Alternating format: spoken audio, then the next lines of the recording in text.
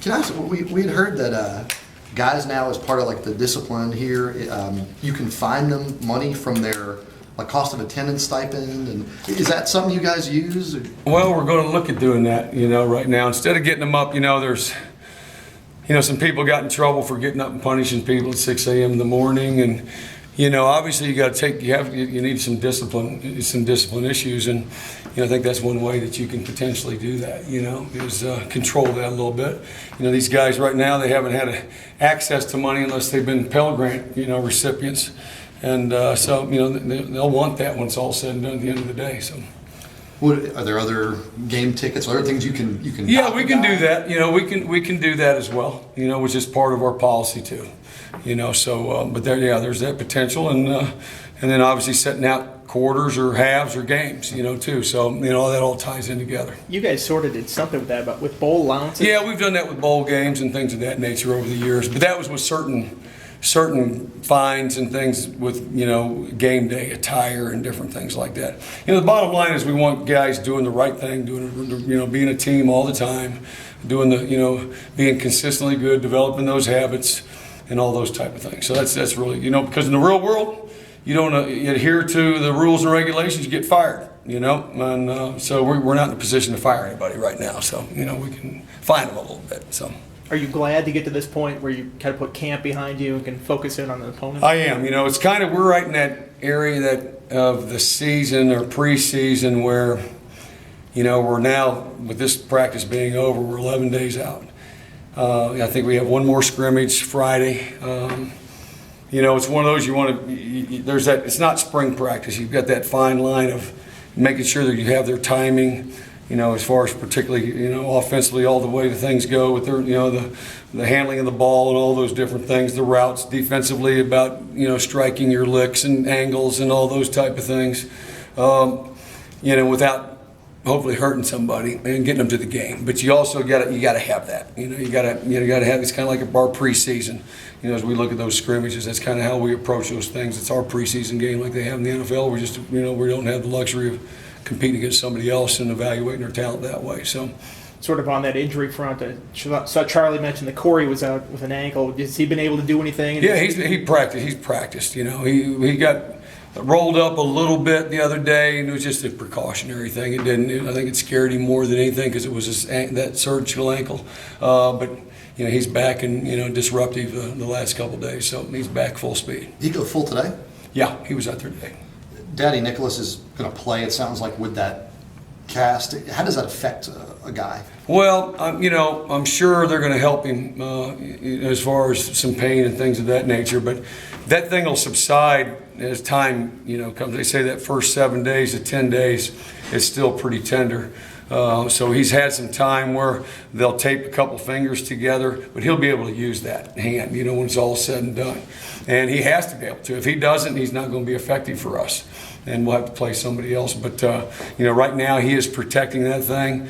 I'm concerned a little bit because of his timing and whatnot, and just getting into bad habits a little bit when he's in there, particularly when it's in some run game situation. Pass game, he's fine.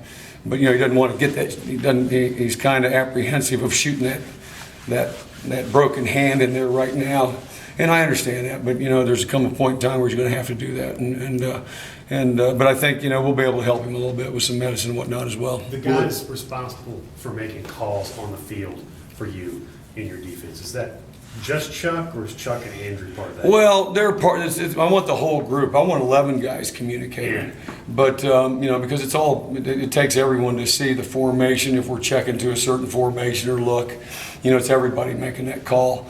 But obviously, your safety for us declares our passing strength. Our mic declares our run strength. And so sometimes their passing strength could be one direction and our run strength could be in another direction. So, they're kind of tied, they're tied in all the way around, but, it's going to be, collectively, we want the group to make it, if we're having a check with me package. And, but obviously there's a couple guys that are kind of the point men on either one of those things that are looking for, the identification that gets us into that call a little bit. So it could be some multiple people as well. How is Andrew taken to that? Is that something that he took to right away? Yeah, we had a long talk in this, this off season, several. And just, of my expectations of him, my expectations of that position for our defense, it's a big, communication, spot. And he wants to be a leader, and that was one thing. He was, as a young player, you're always a little quiet, but, him playing under Chase and Jack were really kind of, Jack was a guy, young guy was the same way, and then got better and better. Chase was behind Jack. And then Chase has always been a coach's kid, always kind of understood that process and what that position, entailed as far as the communication. And I think Andrew, really learned from Chase a lot. And I used him as an example as far as, just being loud and everybody's counting on him, particularly up front and that type of thing. And just be decisive in your calls. And he's taken to that role, and I appreciate that. Sorry to go backwards, but Daddy, is he going to wear the cast against Well, Ohio he'll have some kind of soft cast. It's not going to be a full Club. cover. Yeah, it's going to be a soft cast that he'll be able to have use of his hands. So.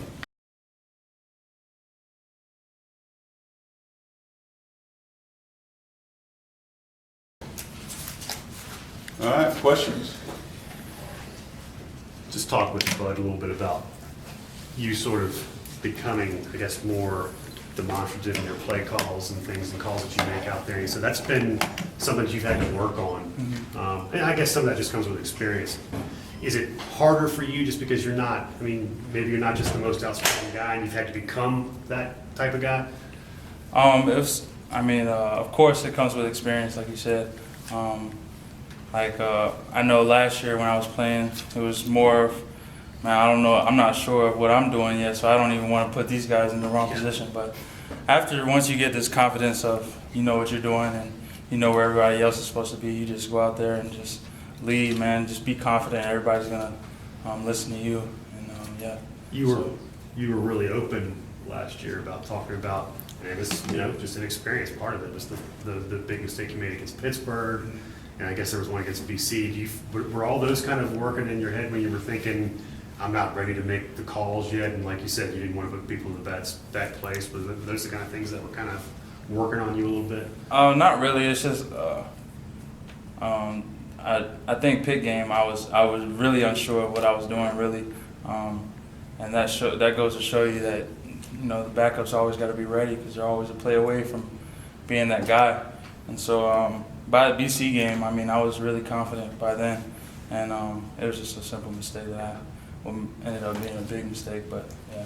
Did you wind up studying Chase and the way he makes calls and sort of how he grew into that a lot? That's what Bud was talking about. He kind of steered you that direction. Yeah, I definitely watched Chase because Another customer. Chase knew a lot of stuff, and I used to just watch him, watch how he moved, and just his key reads and stuff like that. And so yeah, I learned a lot from Chase, and yeah.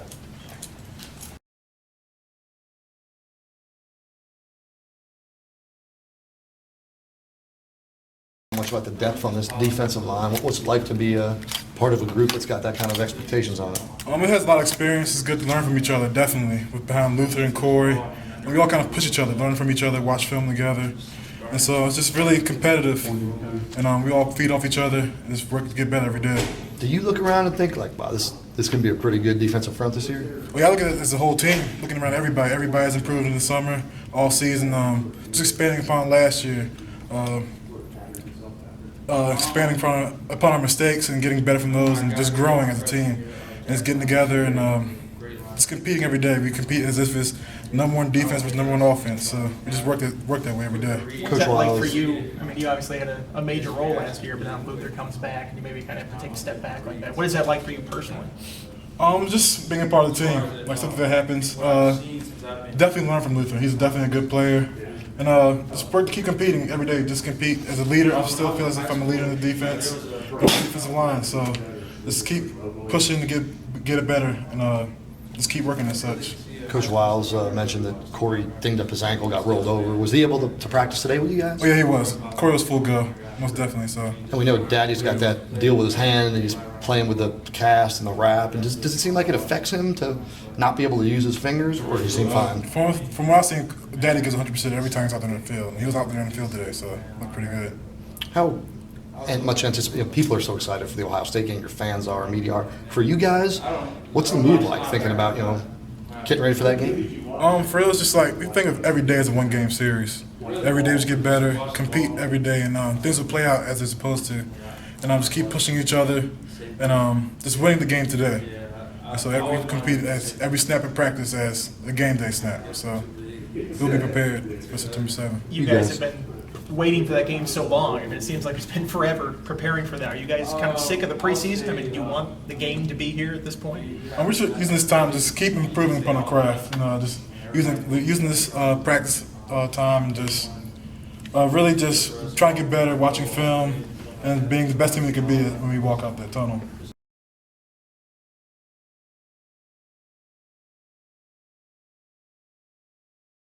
Sounds like he's going to have something on that hand. Yeah, At it's least open the just season. about well. It is. It's just about well. It's getting better every day. Still a little apprehensive in using it, but he's good on the edge, rushing the passer, just getting in there and just playing square. It's just a little tender still, but it's good. It's almost well.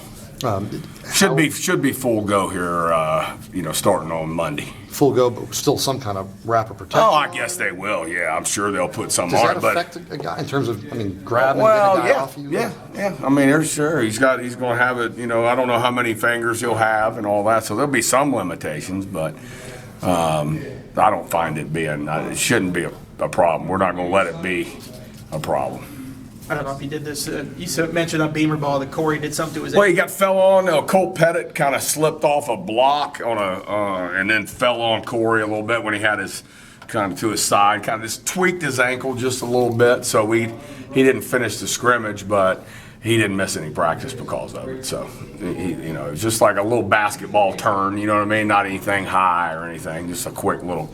Was that the same ankle he had the stuff on last year? It was his left ankle, so I don't know. Okay. I don't know. To be honest with you, I really don't. I think it was the other one. Probably feel very good about your defensive tackle depth, though. Yeah. I think Sobchak stepping up, and then Nigel and Woody, and we got some depth in there at a position that tends to, could get dinged up, and it's hand to hand, a lot of contact. So we need depth, and pleased with those guys stepping up, and so I think right now.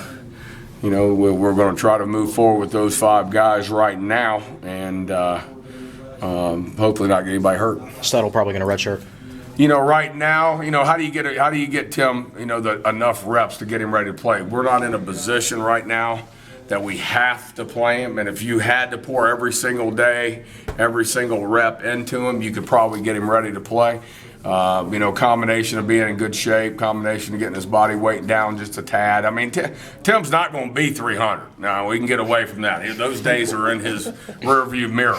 But let's get him down there to 3 1/4. Let's get him in some kind of shape where he looks like a quick, athletic guy all the time. He does at times. I mean, the kid has got some tools, but just can't get him enough reps right now to get him ready to play. He just robbing Peter to pay Paul, and it just ain't no way. Very glad. I mean, the kid's liable to be a 3-year starter for us, so I'll be disappointed if he's not, really. You said at media day that Woody is probably your number 3 tackle. I think so. Yeah, right now, based on spring and based on fall camp, the playmaking, and it's about making plays. It's about turning plays and production-based business.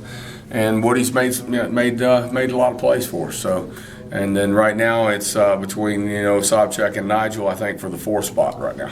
Where does Ricky Walker fit in that picture? Well, Ricky's got right now. I think as we move forward, unless something happens, we would probably try to redshirt Ricky this year. And just get him ready to go. Ricky had a good spring, and a good camp. Really poured himself into it, and I talked to him about that coming out of spring. And that would be a possibility. I wasn't going to, last year he played however many plays he played, not many. And, as we move forward, we're getting ready to lose Luther, and then you're going to lose Woody, then you're going to lose, so you got to kind of be smart a little bit. And so Sobchak's really had a pretty good camp, and then Nigel, giving him the benefit of the doubt based on how well he played a year ago with Luther being out. We're going to move forward with those 5 guys right now. So 5 is about what you'd like to play at max. Yeah, I mean, yeah, we can't rep any more than that. Now if something happened, then we're gonna based on, who got hurt and all that, and then we're gonna get our best 4 guys out there starting the football game, and then we could potentially, we're gonna plug them in how we see them. Kind of like playing Vinny at defensive end right now. Well, it's because he's in our top 8. He could fit a couple of places, but so it just depended on who got hurt, how we would move forward. But you get, the future's now, and I told Ricky that if the wrong guy got hurt, I mean, you're coming out there. You're going, you're gonna move in there and start playing. So, we just need to stay healthy. But yeah, we'll move forward with 5 tackles and really 4 ends right now. You're going to redshirt all those backup freshman defensive ends? Yeah, they ain't ready to play, man. They I ain't gonna say they got worse as it went on, but they certainly got a little bit more overwhelmed. They were pretty good today.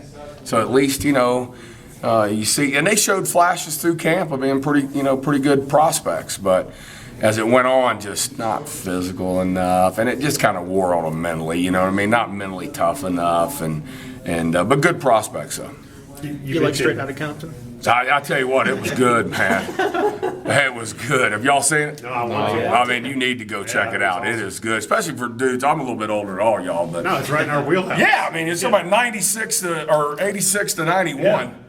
I mean, that's right in there. You guys were in. When'd you graduate high school? Like No, 86? No, in '93. That was my. There you go. Damn, That's what I'm saying. I aged you a little bit more than you were. I don't know how old you guys are, Killing but I know. Right in there, though. That's right in your wheelhouse. With It's the good. number of players you've coached, though, you're probably well familiar with the hip hop genre. Oh, yeah, over the years. absolutely. Well, listen, I'll be honest with you. I like all music. Coming out of there, I've started listening, going back and YouTubing and just listening to the lyrics, and because it was really neat.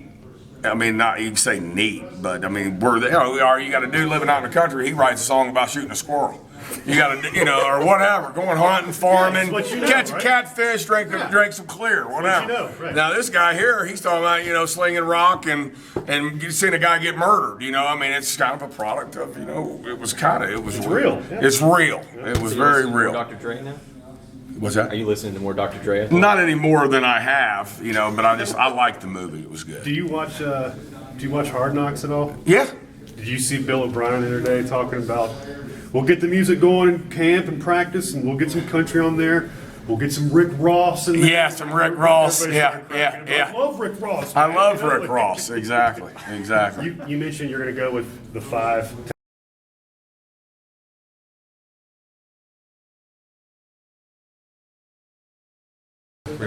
Ricky, Charlie said you might redshirt this year. Any thoughts on that? Oh yeah. I definitely that definitely was in my mind and the coach's mind. I feel like if it does happen, it's a good cause. We're definitely deep at D tackle, and I don't want to go another year. Playing field goal. And getting 10 reps a game. But it's what's best for the team, and then but it's not definite because guys can't get hurt. So if guys get hurt, then I guess I'm I'm come down to it, but I feel like it's a good thing. I'm not mad at all. It just takes time for me to get stronger. Get healthy.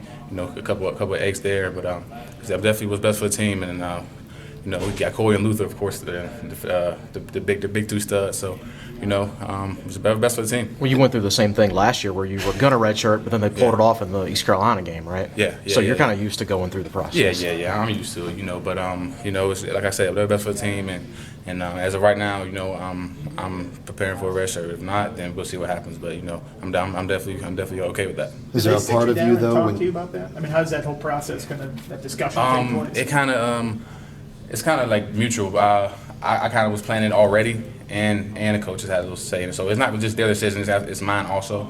But they definitely said as of now, we'll see what happens. But if, like I said, if any injuries come up, then they'll break it. But they don't want to waste it. They don't want to waste another year. All of a sudden, I'm a junior. You know what I'm saying? So it's definitely I'm okay with it. You said it was kind of already on your mind already. Yeah. Was it something you were thinking about as soon as last season ended? You just looked at the depth chart and you thought about where you were and that kind of thing? You thought maybe this would be the best thing, or what? No, it wasn't really on my mind. But coming from spring and coming to camp, the red shirt wasn't on my mind. I was going to camp hard every day, and Coach Wiles told me I had a great camp. He told me I had a great camp, and I'm definitely, I'm up there. You know, I definitely could be in too deep, but he just want to save me, you know, for the future, and don't want to waste a year. But you know, no, I mean, it wasn't really in my mind, but I'm okay with it. You know, that'll give me another time, you know, for a degree and education and 3 more years on the field. You know, I'm fine with it. So what do you do with this if